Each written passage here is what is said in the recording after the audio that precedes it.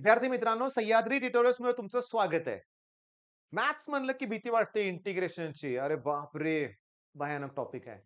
तुमचं वाक्य नाहीये, माझं आहे. जेव्हा इंजिनिअरिंगला होतो ना, तेव्हा इंजिनिअरिंगमध्ये ना, बाय पार्ट्सची पुढली स्टेप म्हणजे जनरलाइज्ड बाय पार्ट रूल वापरावा लागतो. अरे खूप सोपं आहे. नाव मोठं तर फार अवघड नाहीये ते. बाय पार्ट्स सारखं सोपं काही नाहीये रे बाळांनो. पण मी तुम्हाला सांगू का? चला, सुचलंय मला तर आता इंटिग्रेशन बाय पार्ट्सच घेऊन टाकतो. थेरम प्रूव्ह करून दाखवतो आणि तुम्हाला मी सांगतोय काय ते नीट लक्ष द्या, की जास्तीत जास्त पेपरमध्ये हे थेरम आलंय. यू-व्ही-डी-एक्स. ओके. यू-व्ही-डी-एक्स बरोबर आहे. बाय पार्ट्स म्हणजे हेच ना. मग आपण काय करतोय बघा, first term as it is ठेवतोय. दुसऱ्याचं आपण काय करतोय इंटिग्रेशन. नंतर मायनस साइन. हे इंटिग्रेशन साइन थोडंसं मोठं द्या, स्क्वेअर ब्रॅकेट द्या आणि पहिल्या टर्मचं डेरिव्हेटिव्ह डी-यू/डी-एक्स. दुसऱ्या टर्मचं परत इंटिग्रेशन डी-व्ही/डी-एक्स आणि हे डी-एक्स. हे प्रूव्ह करायचं आपल्याला. हे प्रूव्ह करायचं आहे. ओके. पहिली टर्म कुठली घ्यायची आणि दुसरी टर्म कुठली घ्यायची यासाठी आणखीन एक रूल आहे. L-I-A-T-E. ओके. म्हणजे बघा एल म्हणजे लॉगॅरिथम. म्हणजे log x into tan x असं आहे समजा.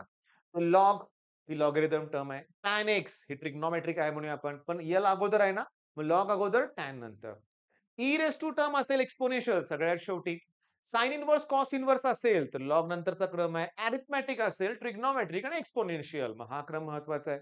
बरं, आता हिंट द्यायची आहे तुम्हाला हिंट. ओके.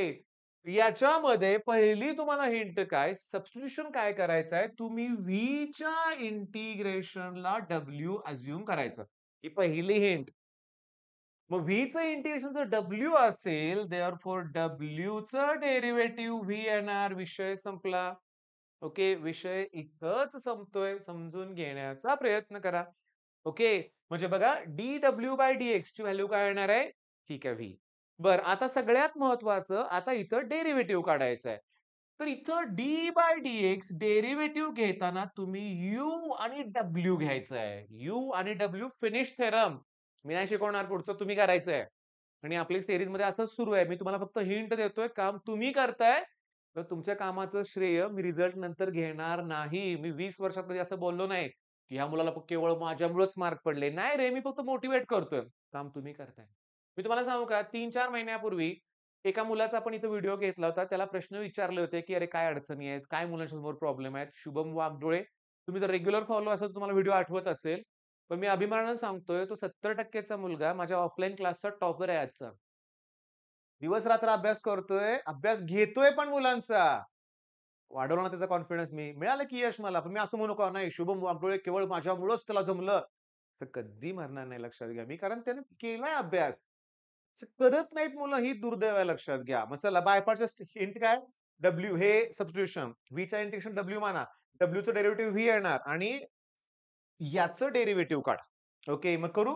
यू तसंच प्रॉडक्ट रूल माहिती आहे ना, first term as it is derivative of the second term d w d x plus हे डब्ल्यू तसंच आणि यूचं डेरिव्हेटिव्ह डी-यू/डी-एक्स आणि डब्ल्यू. मी जाणून बुजून तसं लिहिलंय. नेक्स्ट स्टेप काय करायचं? जिथं-जिथं डब्ल्यू आहे तिथं व्हॅल्यू पुट करणार व्ही-डी-एक्स. म्हणजे बघा डी/डी-एक्स जिथं डब्ल्यू आहे तिथं इंटिग्रेशन व्ही-डी-एक्स येणार. डी-डब्ल्यू/डी-एक्स च्या ठिकाणी व्ही लिहिणार. प्लस डी-यू/डी-एक्स आणि ह्याच्यासाठी मी इंटिग्रेशन व्ही-डी-एक्स लिहिणार फ्रॉम 1 एंड 2. चला इक्वेशन 1 म्हणायला आणि फ्रॉम 1 एंड 2. तर एक वाक्य लिहायचं आहे बाय डेफिनेशन ऑफ इंटिग्रेशन म्हणा. आता हे माझं जुन्या पुस्तकातलं आहे बरं का. नवीन पुस्तकात काय दिलंय का बघा. म्हणजे इंटिग्रेशन हे अँटी डेरिव्हेटिव्ह आहे.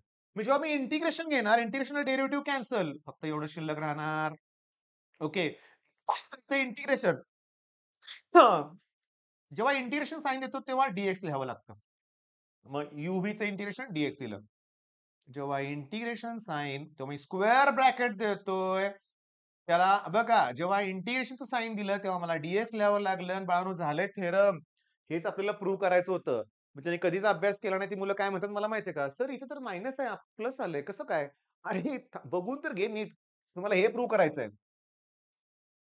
यू-व्ही-डी-एक्स इथं आहे कळालं का?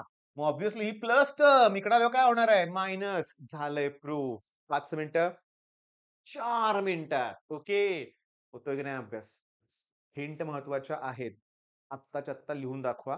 करा प्रॅक्टिस. All the best.